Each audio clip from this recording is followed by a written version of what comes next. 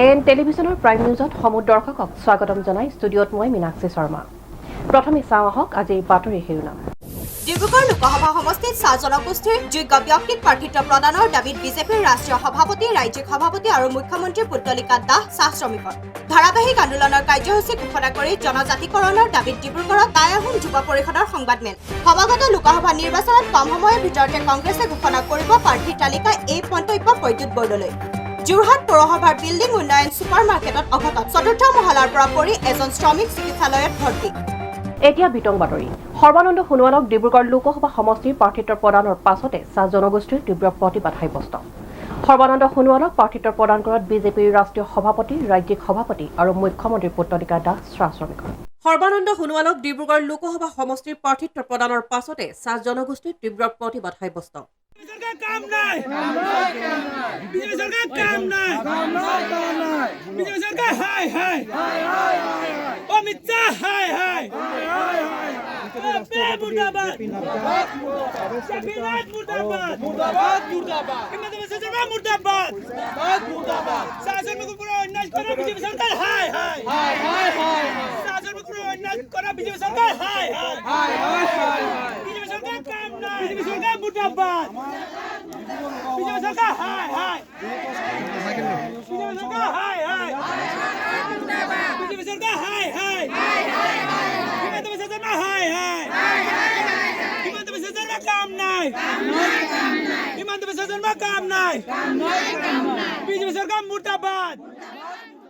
ডিব্ৰুগড়ৰ সাংসদ ৰামেশ্বৰ তেলী কেন্দ্ৰীয় মন্ত্ৰী হোৱাৰ পাছতো চাহ জনগোষ্ঠীৰ বাবে একো নকৰাত ফৌজাৰী প্ৰাৰ্থিত্ব কৰ্তন কৰাৰ বাবে প্ৰতিবাদ সাব্যস্ত কৰিছিল যদিও ৰামেশ্বৰ তেলীৰ নাম কৰ্তন কৰি চাহ জনগোষ্ঠীৰ বহুতো যোগ্য ব্যক্তি থকাৰ পাছতো বিজেপিয়ে কোনো এজন ব্যক্তিক প্ৰাৰ্থিত্ব নিদি সৰ্বানন্দ সোণোৱালক প্ৰাৰ্থিত্ব প্ৰদান কৰাত বিজেপিৰ ৰাষ্ট্ৰীয় সভাপতি জে.পি. নাড্ডা, ৰাজ্যিক বিজেপিৰ সভাপতি ভৱেশ কলিতা আৰু মুখ্যমন্ত্ৰী হিমন্ত বিশ্ব শৰ্মাৰ পুতলিকা দাহ কৰে ডিব্ৰুগড়ৰ চাহ জনগোষ্ঠীয় ৰাইজে।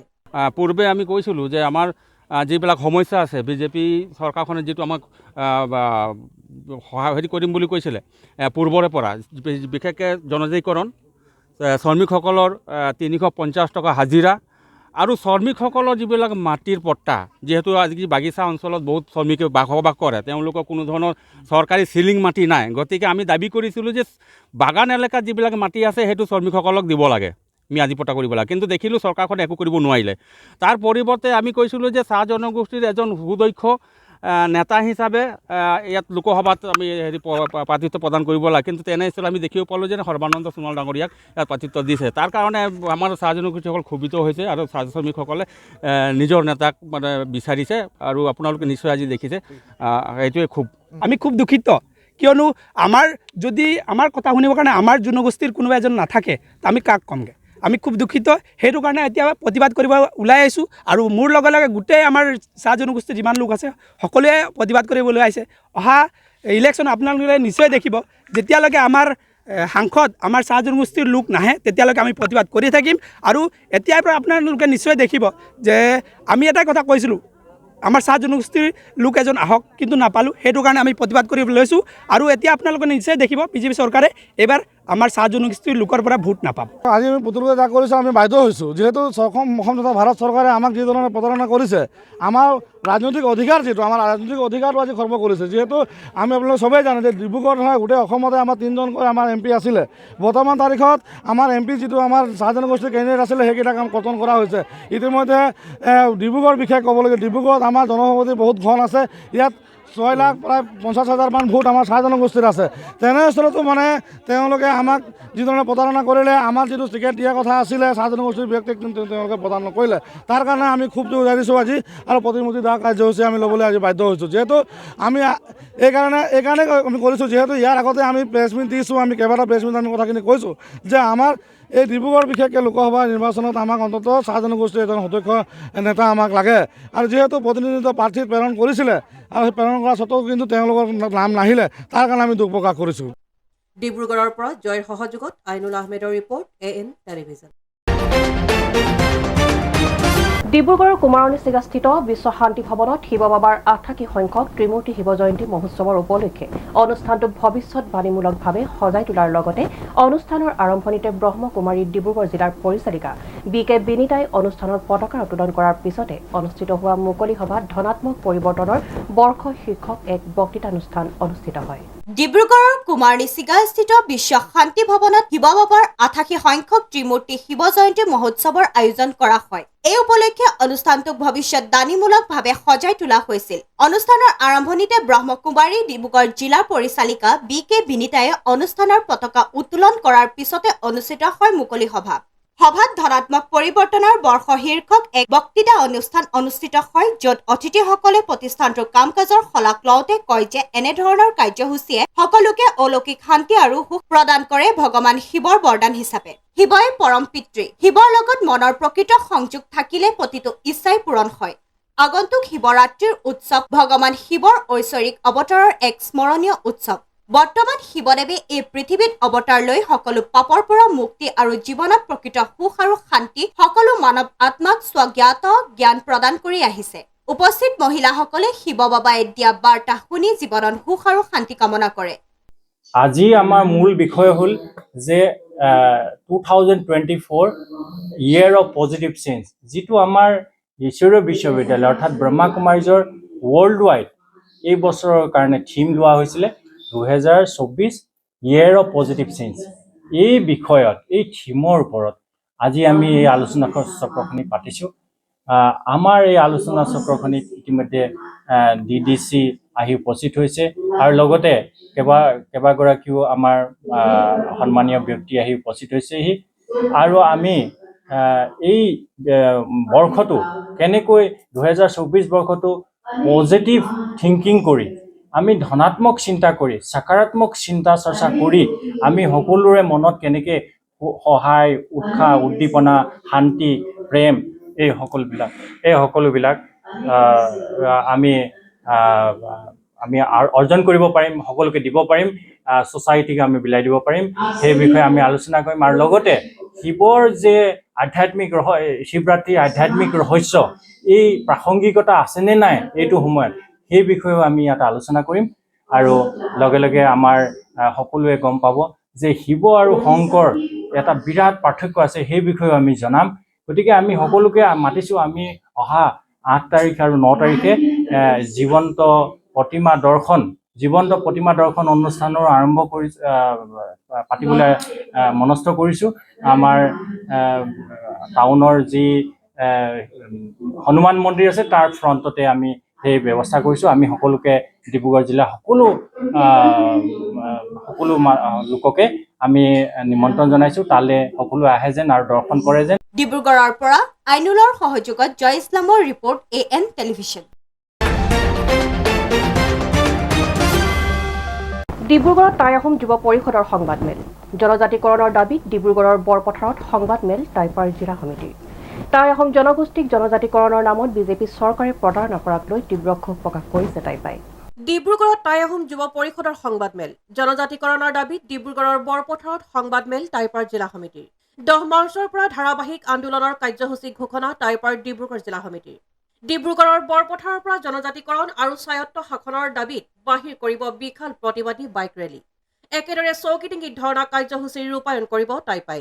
আমি জনজাতিকৰণৰ কাৰণে আমি বাইক ৰেলী লৈছোঁ। আমি যিটো বাইক ৰেলী আমি বৰপথাৰ আঞ্চলিকৰ পৰা আমি আৰম্ভ কৰিম। আমি ডিব্ৰুগড় সদৰত ধৰ্ণা কাৰ্যসূচী লৈছোঁ। এনেকৈ আমি বিভিন্ন কাৰ্যসূচী আজি কাৰ্যনিৰ্বাহকত আমি সিদ্ধান্ত গ্ৰহণ কৰিছোঁ কাৰ্যসূচী লোৱাৰ জনজাতিকৰণৰ বিষয়ে ওপৰত। অন্যহাতে টাই আহোম জনগোষ্ঠীক জনজাতিকৰণৰ নামত বিজেপি চৰকাৰে প্ৰতাৰণা কৰাক লৈ তীব্ৰ ক্ষোভ প্ৰকাশ কৰিছে টাইপাই।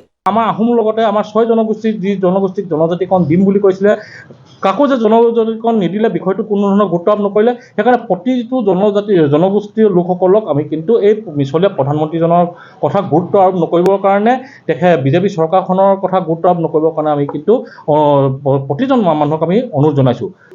চৰকাৰে কিয় আমাৰ কীৰ্তিচিহ্নসমূহৰ ওপৰত কিয় গুৰুত্ব আৰোপ নকৰে, তাৰ বাবে কিন্তু আমি টাই আহোম যুৱ পৰিষদে আমি তেখেতলোকক কিন্তু ধিক্কাৰ জনাইছোঁ।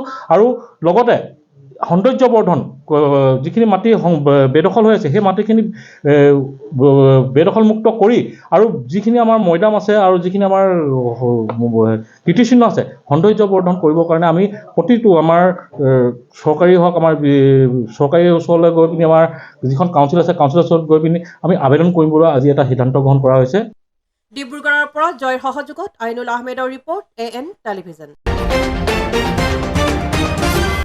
এতিয়া লৈছো খন্তেক বিৰতিৰ পাছত পুনৰ আহি আছো বাতৰি মাজলৈ।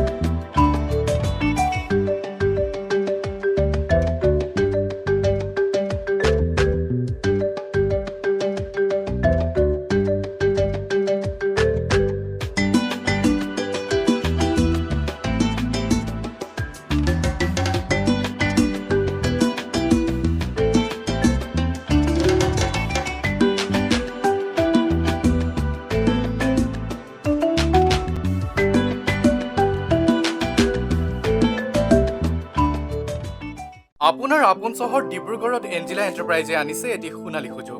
প্ৰয়োজনীয়তা মাত্ৰ এখন নিজৰ e rickshaw and opportunity to earn limitless money. অধিক জানিবলৈ যোগাযোগ কৰক 9085585200 আৰু 7002275263।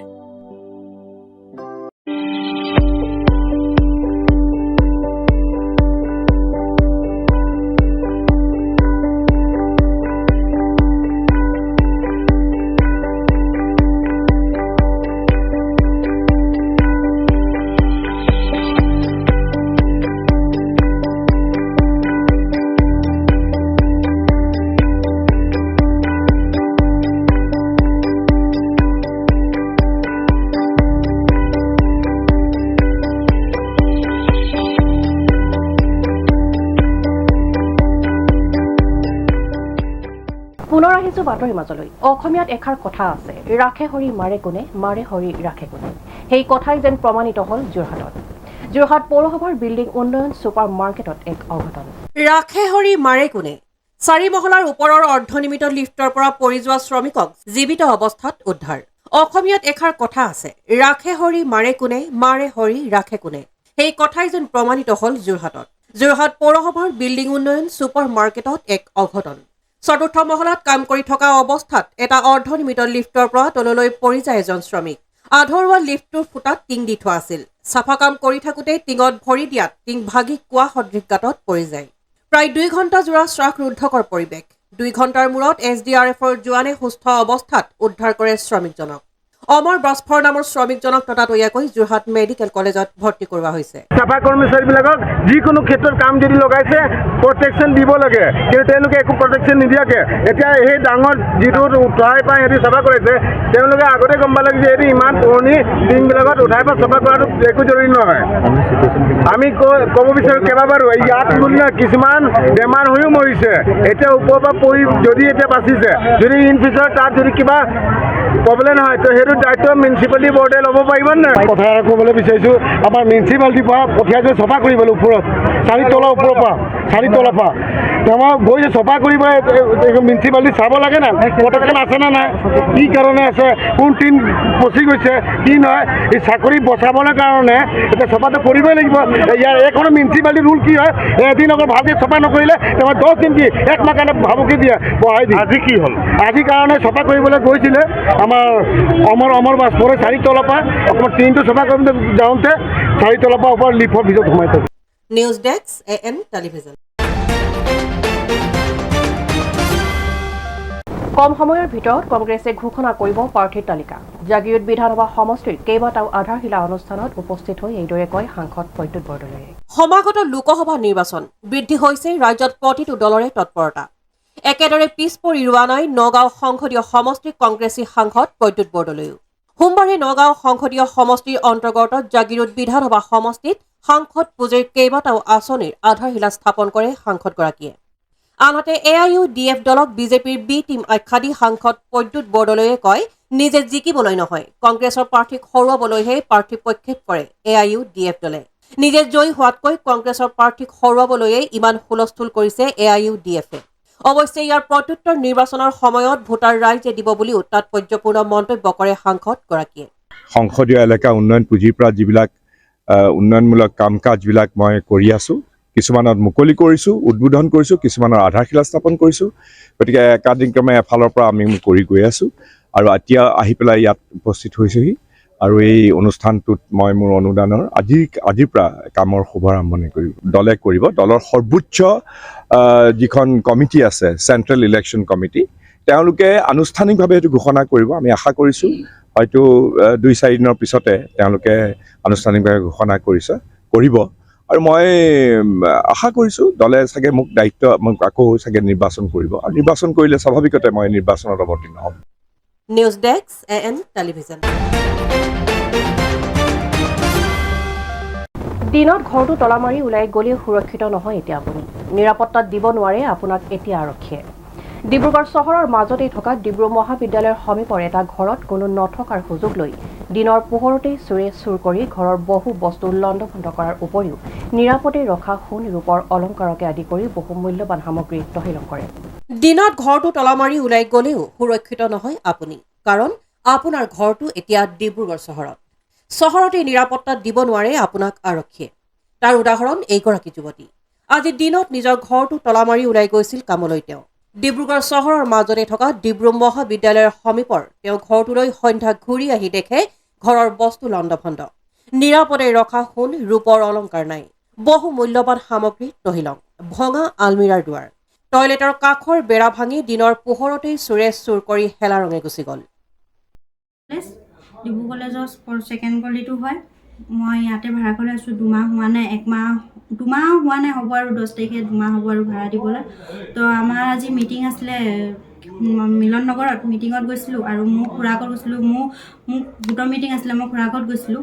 তাৰপিছত মোক ঘৰৰ 11:30 বজাত ঘৰৰ পৰা ওলাই গৈছিলোঁ। তাৰপিছত এতিয়া আমি জাষ্ট আহিছোঁ, আহি কেনে দেখিছোঁ ঘৰৰ বস্তু ভঙা পৰি মেলি আছে। সোণৰ বস্তু আছিলে, ৰূপৰ বস্তু আছিলে আৰু পইচা থৈছিলোঁ গোটাই মেলি, চব সেইবিলাক চুৰি কৰি লৈ গুচি গৈছে। News desk AN television. প্ৰতিৰক্ষা উৎপাদন বিভাগৰ তত্বাৱধানত innovations for defence excellence defence innovation অৰ্গেনাইজেশ্যনৰ উদ্যোগত খিলঞ্জীয়া প্ৰতিৰক্ষা উদ্ভাৱনক উৎসাহিত কৰাৰ উদ্দেশ্যে সোমবাৰে নতুন দিল্লীত ডেফ কানেক্ট 2024 উদ্বোধন কৰে প্ৰতিৰক্ষা মন্ত্ৰী ৰাজনাথ সিঙে। খিলঞ্জীয়া প্ৰতিৰক্ষা উদ্ভাৱনক উৎসাহিত কৰাৰ উদ্দেশ্যে সোমবাৰে নতুন দিল্লীত ডেফ কানেক্ট 2024 উদ্বোধন কৰে প্ৰতিৰক্ষা মন্ত্ৰী ৰাজনাথ সিঙে।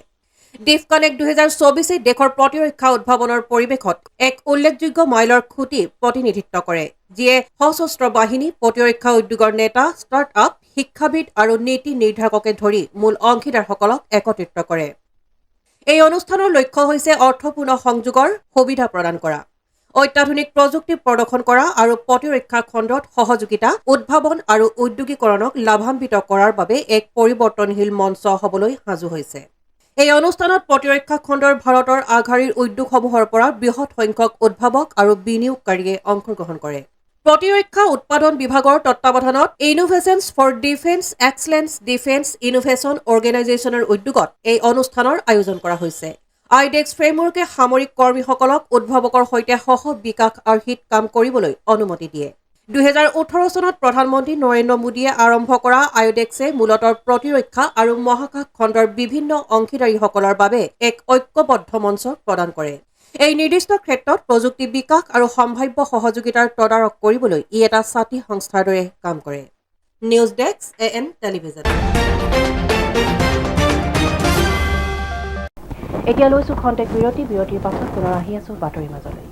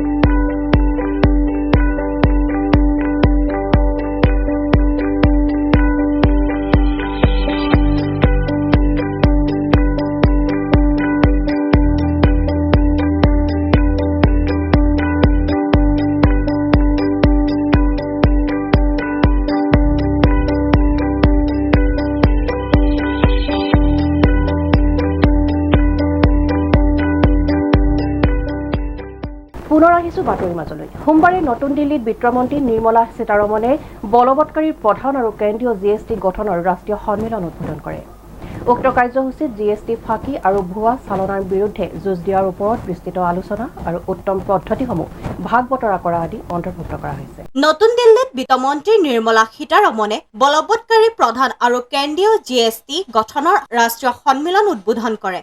সোমবাৰে ৰাজহ বিভাগে আয়োজন কৰা এদিনীয়া সন্মিলনখনিৰ কাৰ্যসূচীত GST ফাঁকি আৰু ভুৱা চালনৰ বিৰুদ্ধে যুঁজ দিয়াৰ ওপৰত বিস্তৃত আলোচনা আৰু উত্তম পদ্ধতিসমূহ ভাগ বতৰা কৰা আদি অন্তৰ্ভুক্ত কৰা হৈছে। ই কেন্দ্ৰ আৰু ৰাজ্যিক GST বলবৎকাৰী কৰ্তৃপক্ষ উভয়ৰে বাবে উত্তম পদ্ধতিসমূহ ভাগ বতৰা কৰিবলৈ, পাৰস্পৰিক শিক্ষণক লাভান্বিত কৰিবলৈ আৰু সামূহিকভাৱে GST প্ৰশাসনক শক্তিশালী কৰিবলৈ এক মূল্যৱান মঞ্চ হিচাপে কাম কৰিব।